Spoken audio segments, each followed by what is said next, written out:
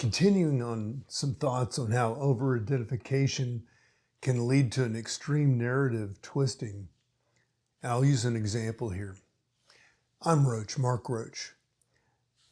I'm here to bring different perspectives to light, maybe to wake some people up, shock some people into seeing what their potential might really be, improve some lives, make the world a better place.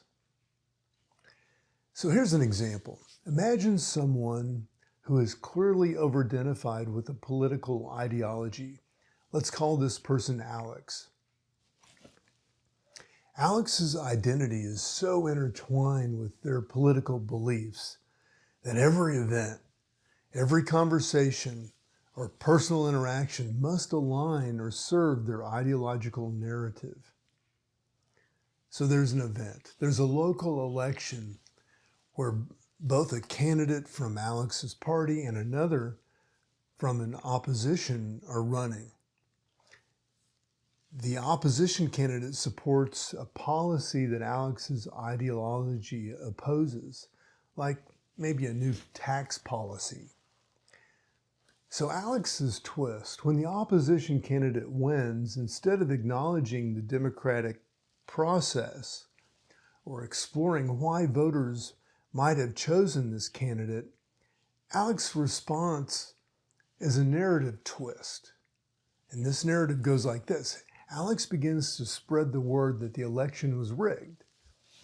They share misrepresentative facts or outright lies, like claiming that the voting machines were hacked or that there were busloads of illegal voters. Alex might even create or share memes and posts on social media emphasizing these points, creating a conspiracy that fits the narrative of victimhood and persecution. And then there's an aspect of this circumstance that evolves here around this over-identification called outcome distortion. Alex interprets any evidence against their claim as proof of a fair process, but as further proof of a grand conspiracy against their ideology.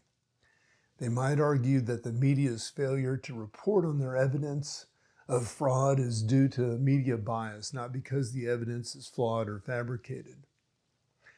And the impact of this over-identification leads Alex to see the world through a lens of perpetual conflict, where their side is always right and wronged, requiring no self-reflection or consideration of other viewpoints. It's not just about losing an election, it's about their identity being under attack. The social reaction, to the broader, more balanced community, this narrative does seem extreme. Friends and acquaintances might see through the distortion, recognizing it as a refusal to accept a reality that doesn't fit Alex's identity. They might point out the inconsistencies like a lack of credible evidence or the logical fallacies in Alex's arguments.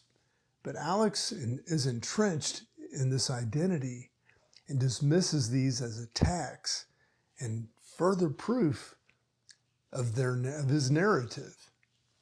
So this example should illustrate how over-identification can transform a straightforward event into a twisted narrative that serves to reinforce one's identity, often at the cost of rationality, relationships, and a shared sense of reality.